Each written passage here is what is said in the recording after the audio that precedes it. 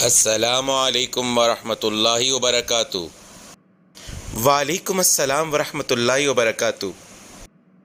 8 بج رہے ہیں، کلاس کا ٹائم شروع ہو گیا، پر عبد الرحمن ابھی تک تمہارا دوست پہنچا نہیں، خیریت تو ہے؟ سر گزشتہ روز اطلاع آئی تھی کہ عاصم کا ایکسیڈنٹ ہو گیا ہے، میں کل رات اسی کی طرف تھا۔ اوہو، یہ تو بڑی پریشانی کی بات ہے، سب خیریت تو ہے نا؟ زیادہ چوٹیں تو نہیں آئی اس کی؟ نہیں سر، اللہ کا شکر ہے، بالکل ٹھیک ہے، وہ زیادہ چوٹیں نہیں آئیں۔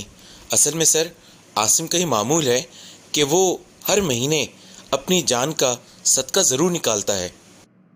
ہاں واقعی یہ تو بہت اچھی عادت ہے، صدقہ جو ہے وہ جان اور مال کی حفاظت کرتا ہے۔ اللہ رب العالمین صدقہ ادا کرنے والے شخص کے ارد گرد فرشتے مقرر کر دیتے ہیں جو اس کی اور اس کے مال کی حفاظت کرتے ہیں۔ جی سر، آپ نے بالکل صحیح فرمایا۔ عبد الرحمن، کیا تمہیں معلوم ہے کل رات جو تم عاصم کے گھر اس سے ملنے گئے، اسے عیادت کہتے ہیں، اور اللہ کے رسول کی یہ سنت تھی کہ وہ اپنے دشمنوں کی بھی عیادت کرنے جایا کرتے تھے۔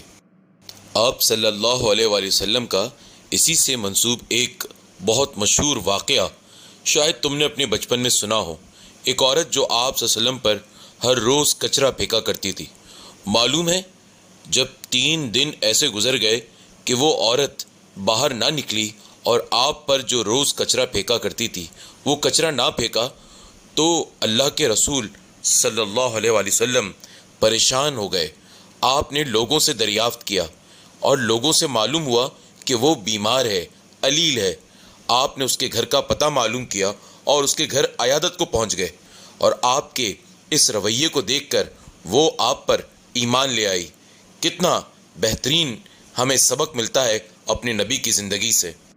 جی سر، آپ نے صحیح فرمایا، اور واقعی اللہ کے رسول صلی اللہ علیہ وسلم کے بارے میں قرآن میں صحیح فرمایا گیا ہے کہ آپ ہمارے لیے ایک بہترین مثال ہیں۔